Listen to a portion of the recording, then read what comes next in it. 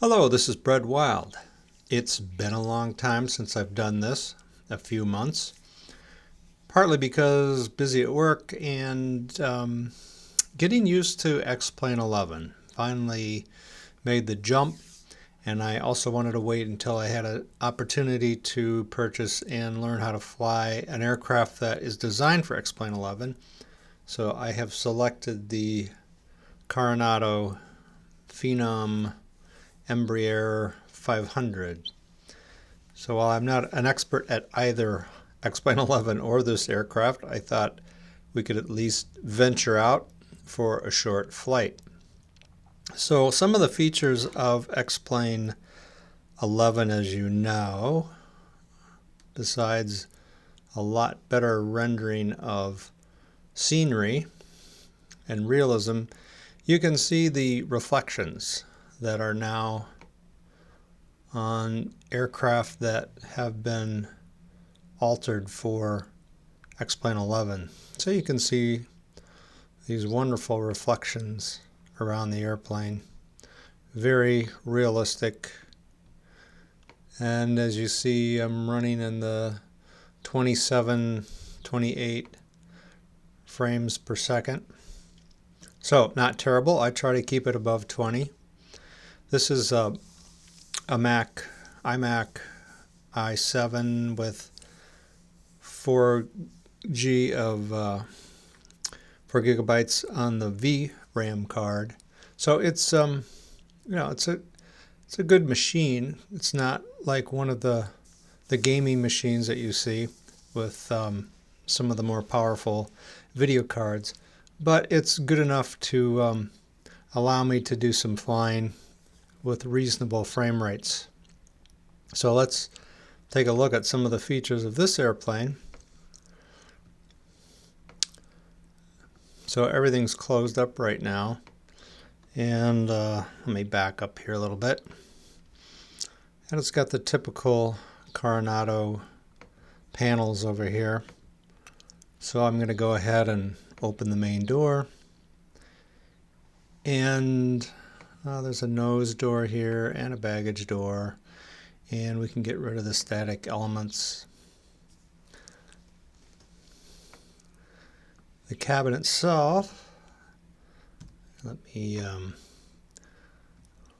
just a 6-seater, so not real large of an airplane. Small private jet. I'll close things up. And you can turn these reflections on and off. I think I'm just going to leave them the way they are for right now. Before we get too far, I thought I would show you what my settings are. Let's see. There's a series of a little icon of sliders here, and that will take you over to your settings that affect your frame rates and the overall experience that you have. So I've got my visual effects set at high, not max. Texture quality a little bit on the higher side. I have my anti-aliasing, which affects shadows, down at the very bottom. And reflection detail, I have low, number of objects in the middle here. So any of you who are interested in how that gets set up, generally I've got almost everything turned off here. It's just my personal preference, although I do have this little window up in the corner that shows me my frame rates, something I'm interested in.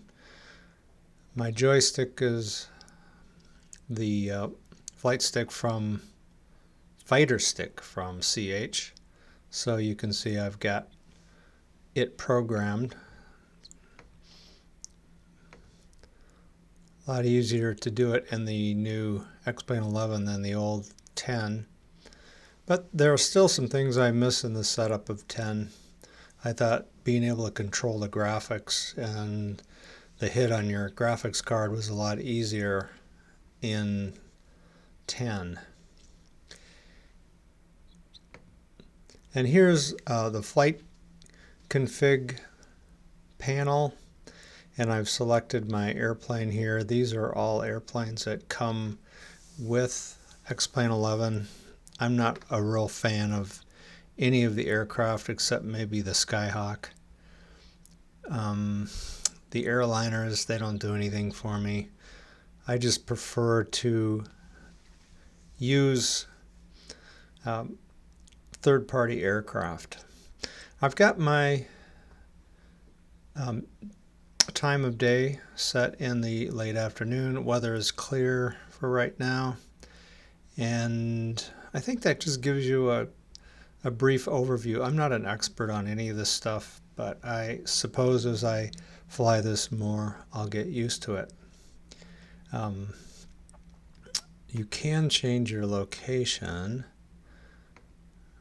It does show you places on the airport. So I'm parked over here in the general aviation area.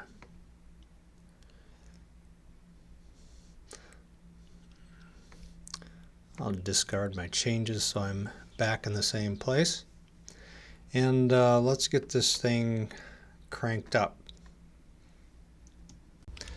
Alright, I've got a view set for our initial power up. So battery on, and you can't flip this battery right away. There's a pause here, and I don't know if you can see it, but I've got the beach ball spinning on my Mac, but it will come up in a second.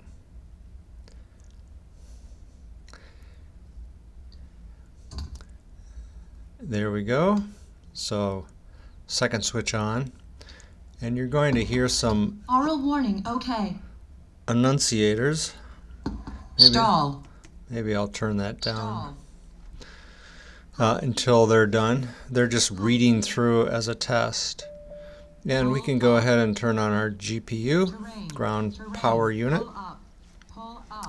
We want to make sure our seat belt is on, and our ELT is armed. Our pump 1 and pump 2 are on, and we don't do anything with icing right now or heating. I'm not going to do anything with our pressurization because it just makes a lot of noise, but it put it on auto at least. And these switches, they can be on auto or they can be on. I think they come, let's see, they need to be at least on auto for our ignition. And I think that's it for startup, other than firing up our engines. Let's clear this panel, and you can see our map on the Garmin 1000. Here's our plane, and you can adjust the map here. You can cycle through things.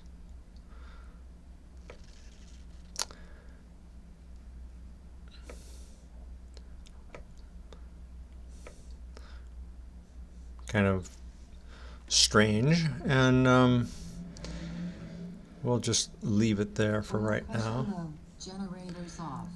Hydraulics fail.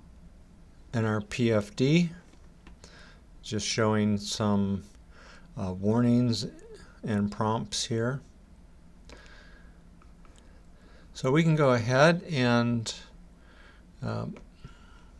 start engine number 1, which is our starboard engine. So turn this all the way, whoops, not a very good angle here. And you will see this turn green, and then the N1 will begin to increase. Our temperature comes up, and this will bottom out or stabilize around the 450 mark.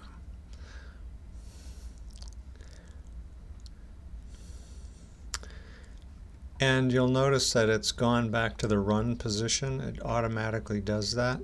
So we'll go ahead and start our left engine.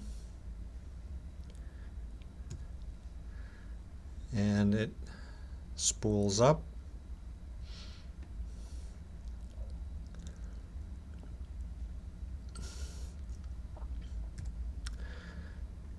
And once that is up and this returns to the run position, we can turn off our GPU and turn on our generators. Now, I've just gotten a message, high voltage, and that's because this is 32. These are both 32. They should be 28. And you can remedy the situation by turning that on. I don't know if this is a bug or a feature, but anyway, you'll now notice that they are back to 28, and I think our announcer will leave us alone. Now, before we go any further, I guess the next step would be programming the FMS, or our route. Let's jump over to a map and do a little flight planning. So here's a look at our map. I have the, this is a sectional, so we're seeing a VFR map here, just so you can get a better idea in the real world of what this might look like. So we're going to take off here from KSFO and fly down to Hattie, then Eugene, Penny, and then we'll pick up the ILS approach into Monteray. And if we look at it, in the low altitude chart, you can see that we're actually using Victor Airway 27 to make our approach into Monteray. So I have mapped it out here in the flight plan area of SkyVector, and I'm going to go ahead and click to make a log. And I'm going to select that. Let me just zoom in for you. So I'm going to select all of this, and I'm going to copy this to my clipboard on the Mac Command C. Then I'm going to go over to X-Plane Tools and convert this to an FMS program. And I'm just going to call this KSFO to KMRY. Whoops. And I'll paste in what was on my clipboard and select the source, which was SkyVector, and I want an xplane.fms.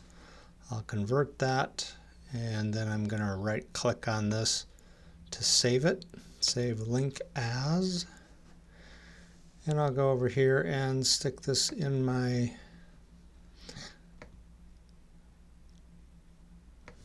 X-Plane, let's see, not resources, output. I've got FMS plans, and I'll go ahead and save it there. All right, we're back in the airplane, and let's attempt to load this thing up. I found it a little temperamental. Maybe it's just because of my unfamiliarity with this particular system, but let's give it a whirl. So I'm going to click on Flight Plan, and I've got a flight plan here from a previous flight, and so I need to get rid of it. So you click on Menu, and then you, let me pull up this,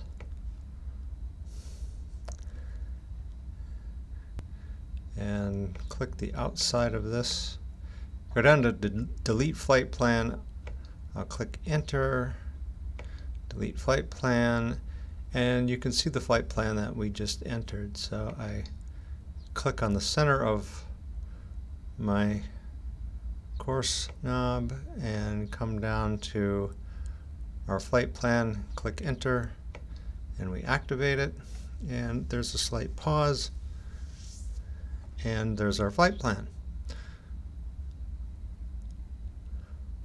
I don't really need to see it at this point, and you click that and it goes away, and you can see that it has mapped out our flight.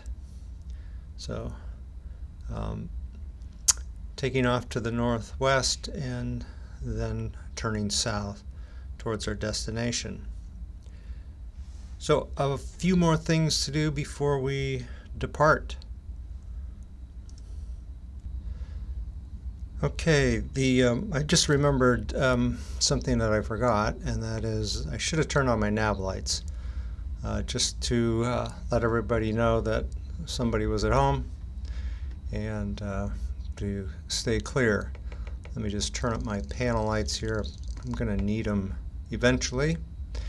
And we can turn on our taxi light. And then a notch of flaps. I've got this on my joystick. And now we can head to runway 28 right, I believe it is.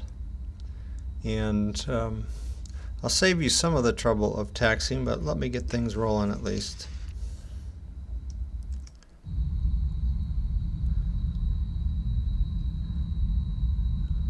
Got a Baron waiting for me to move, so break off.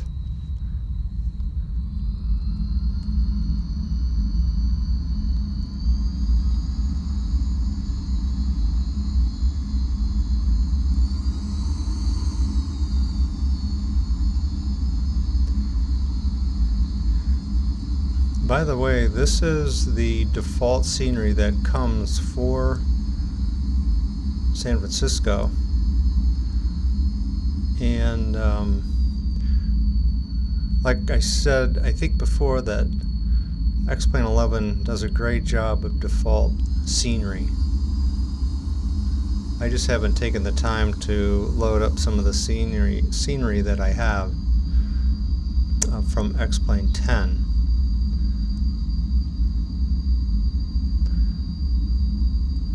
And you can see that it's a little hazy out there. Again, that's one of the features, cough cough, of X-Plane. I wish I had a little bit more control over it, but I don't. So I have my visibility set at 25 miles, but the time of day increases the haze quite a bit more. So, why don't you meet me at the end of the runway? Alright, we're at the end of the runway 28 right at San Francisco, and we're cleared for takeoff, but we need to do a few things. Need to set an altitude here. I probably should have done that back at the ramp. And we're just going to go to 10,000 feet for our short flight. And then let's get our strobes on, our landing light, and then there's a switch down here that tells us whether we should take off or not. No takeoff. And then we can look at our notifications here, and it looks like it's just a brake problem. I'm checking the pitch. Sometimes I'll get an error message on that, and I find we should be in a negative territory here because that nose really comes up. Let's see if she complains about that. No takeoff. No, I think we're okay.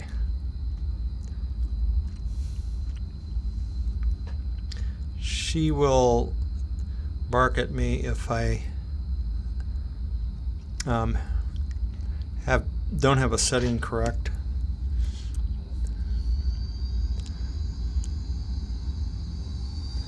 And I've got Toga programmed on my flight stick.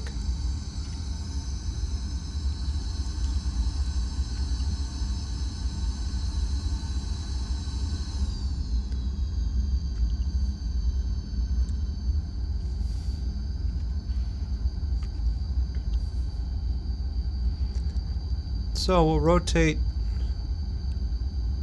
around 100.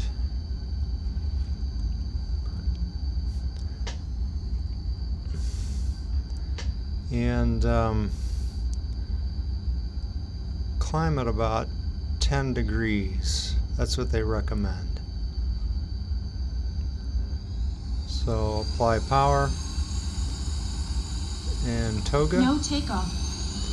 Now, I don't know why, but I'm gonna go anyway.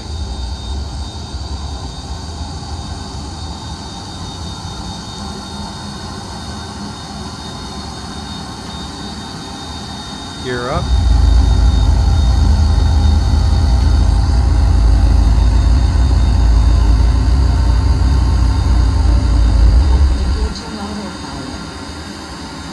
So autopilot on.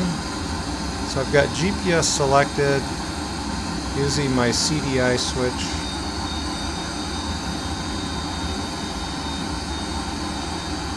And probably should set my climb rate.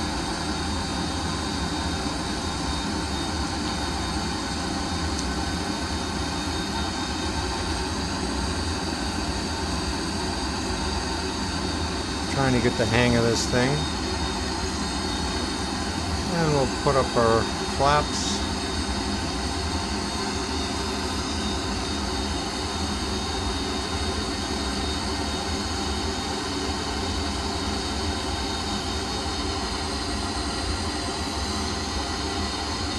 And you can see that we are coming up on Senzi and now turning to Hattie. And we can come back on our power to climb. It's a little hard to tell here where we're at. It's so dark down here.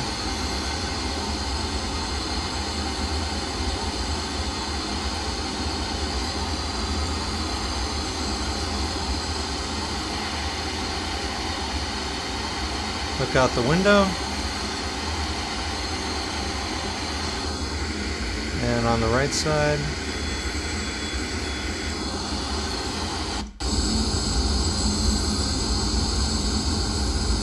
you can see how hazy it is.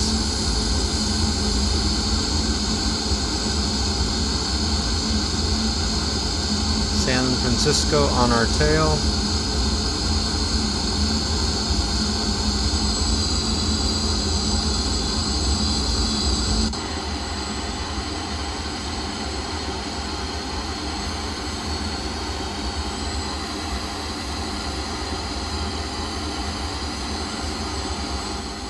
Turn down the sun a little bit.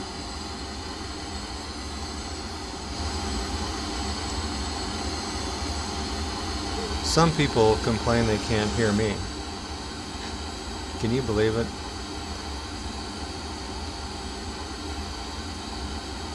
So the magenta section is where we are right now. It's the leg we're flying. Ground speed. Our track, estimated time of arrival to our point. Still climbing. We should get an audible at 9,000 feet.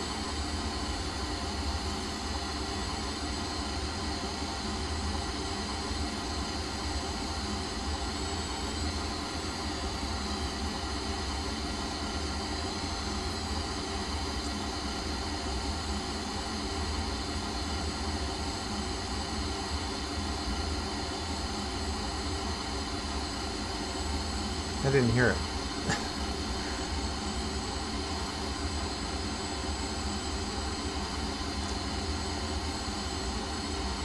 Alright, our nose is coming down.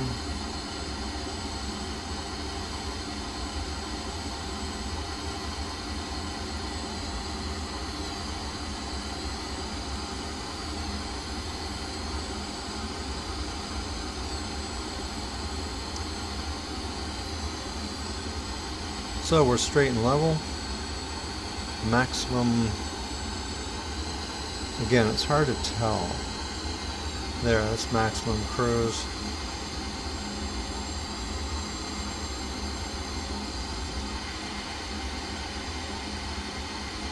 Foothills in the distance.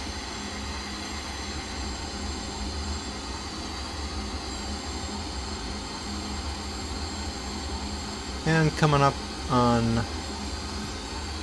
now we're turning from Hattie, headed to Tails.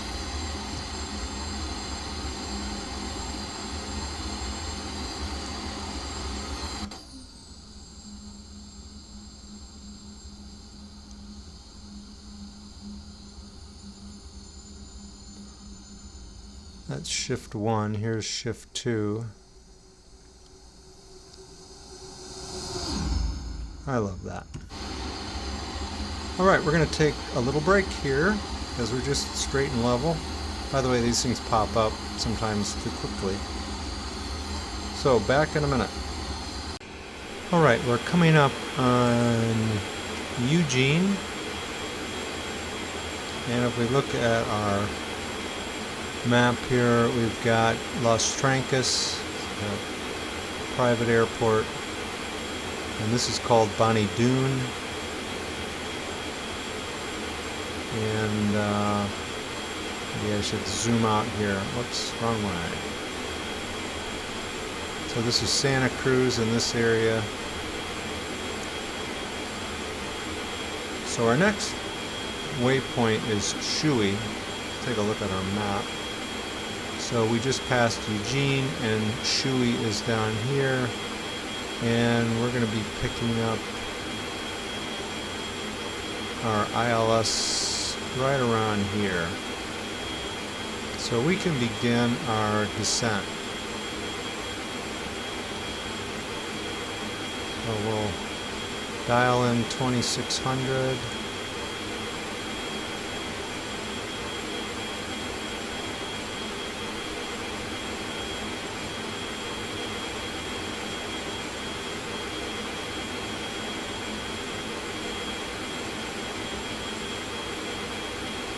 I think it was 2600. Let's just check.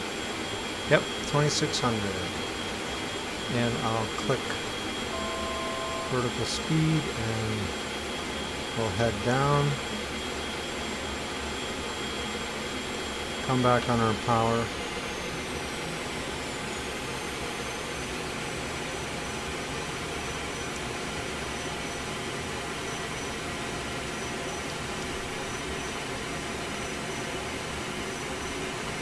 See how we do at around 1,000 feet a minute.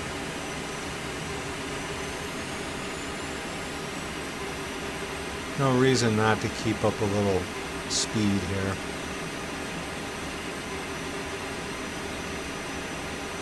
A little too aggressive.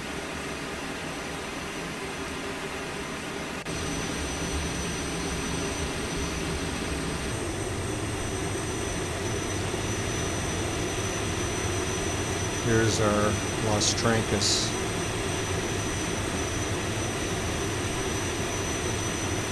This would be marginal VFR.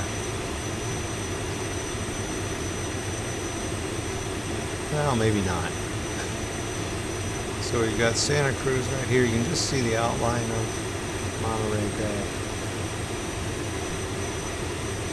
And some great reflections off the airplane.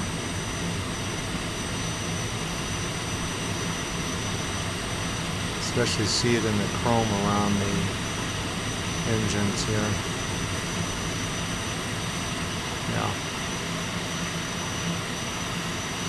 Yeah, the beauty of X-Plane 11.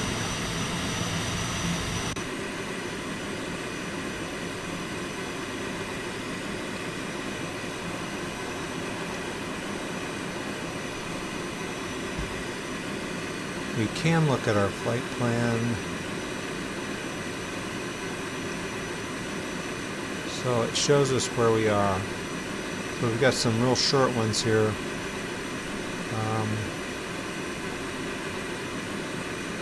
After Shui. This is Watsonville. Most of our nation's strawberries come from this one area. It's amazing to drive through there.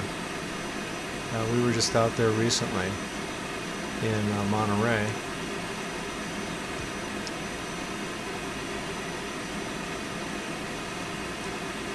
Don't know what our passengers can see, just a faint outline.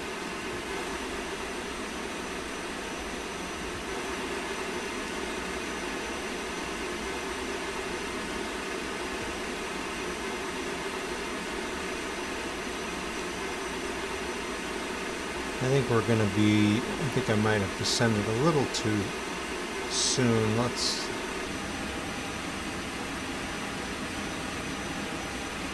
slow down our descent a little bit.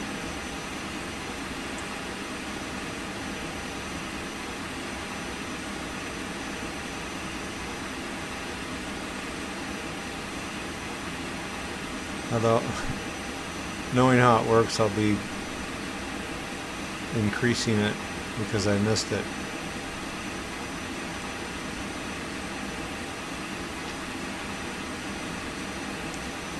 So just a gentle descent. Take a look at our PFD.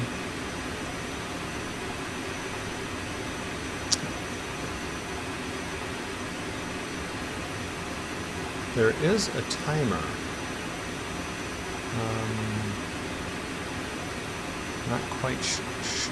Let's see. There you go. Well, that's, yeah, here's your timer. So you can actually start a timer, which I neglected to do. And this is the nearest, those nearest airports.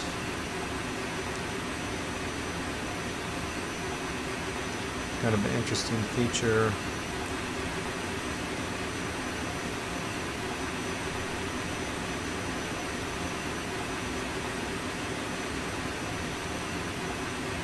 So Shui in 2 miles.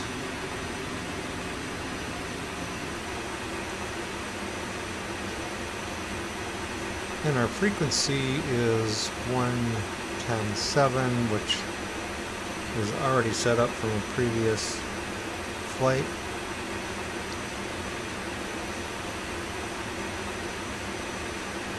So the plan is to intercept the localizer, and at that time I'll click on approach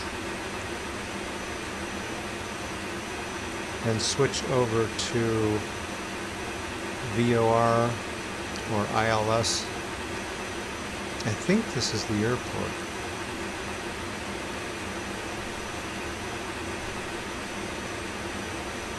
So we're clipping through these small, yeah, I'm going to increase my descent a little bit. We've only got 6 miles. And I'm going to come back on the speed.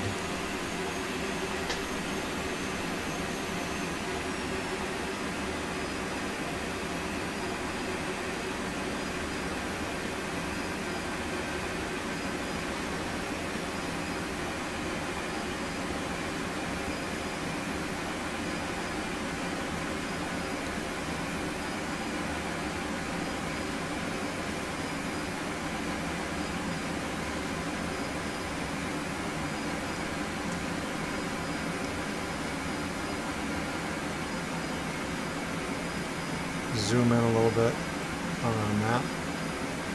So this is our initial approach fix or final approach fix. I don't know how it's designated. It doesn't really say.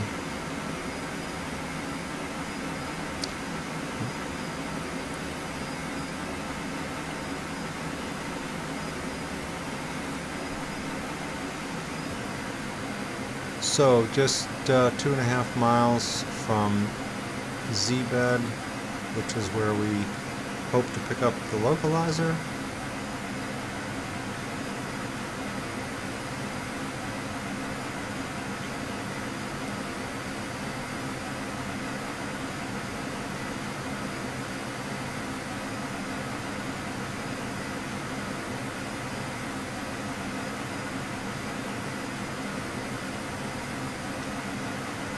See what I said about my altitude? I should have just kept my descent. Alright, here we are. Let's flip over to ILS and approach. And you can see the localizer swinging by.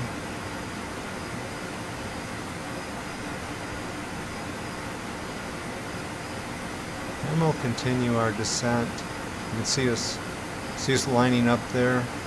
So we got a little bit of latitude here, but we'll just keep dropping and hopefully pick up that. I'm going to drop this down to 1700.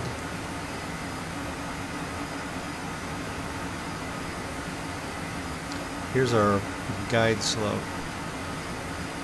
Come back on the power.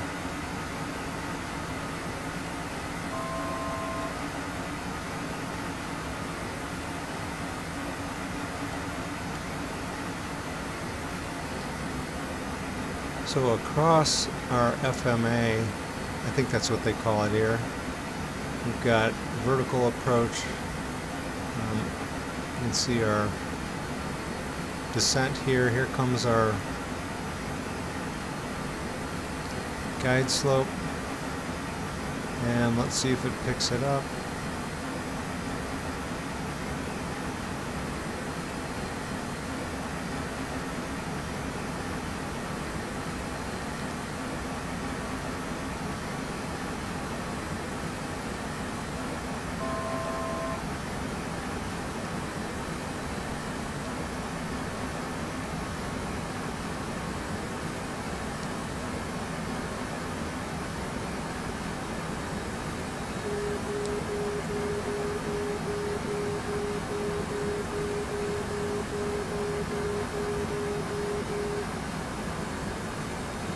And let's put out a notch of flaps. And 5 miles out we can put down our gear.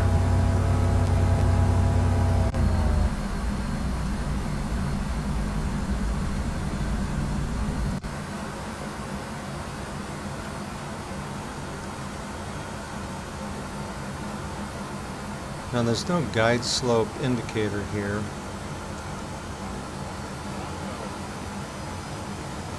A little slow in the approach. Let me pick up a little speed when you start hanging stuff out.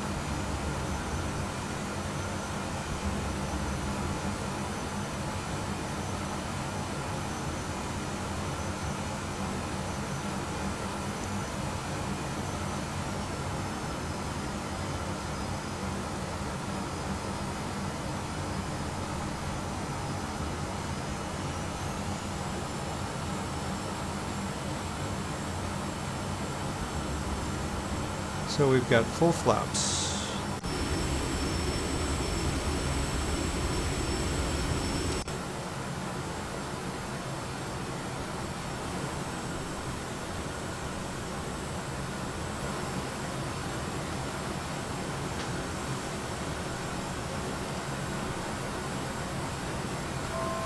And everything looks relatively well here. Come back on our speed. I want to come over the fence about 110, I believe.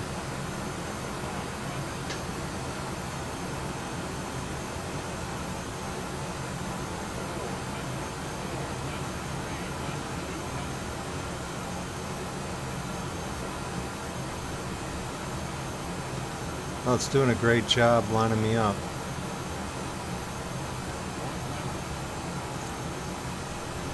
Kill the autopilot.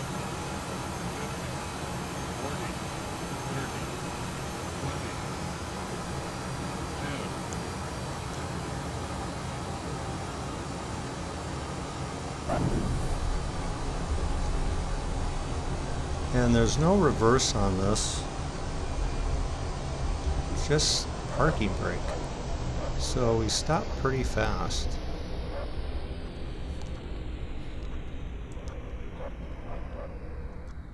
Probably the maintenance crew wouldn't be happy about that.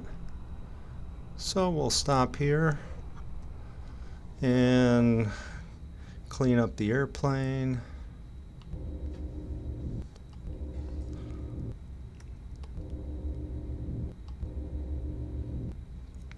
And kill our strobe. And landing to taxi.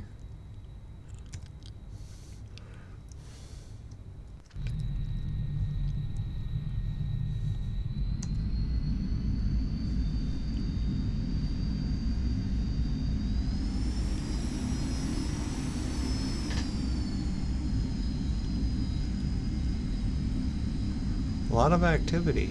All these people anticipating our arrival.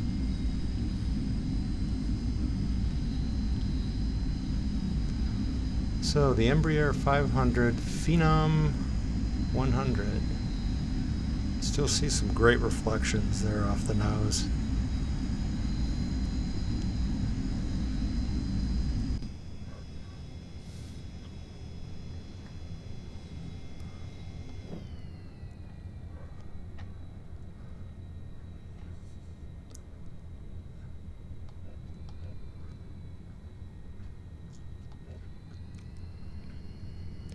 By the way, again, all default scenery.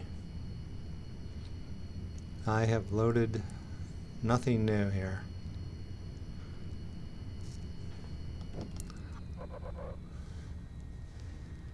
And we can power down.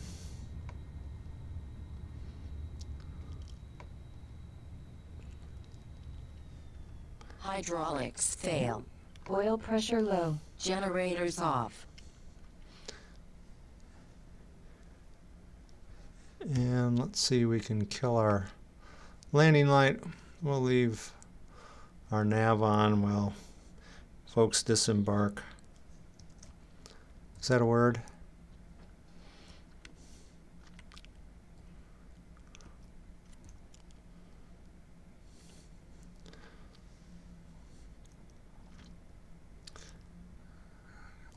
Reflections off the building. Very cool. So let's... Oil pressure low. Generators off. Hydraulics fail. And there we go. Let's go ahead and kill our power.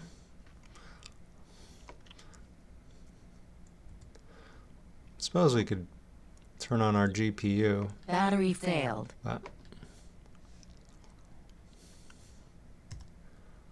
So we still have a little power here.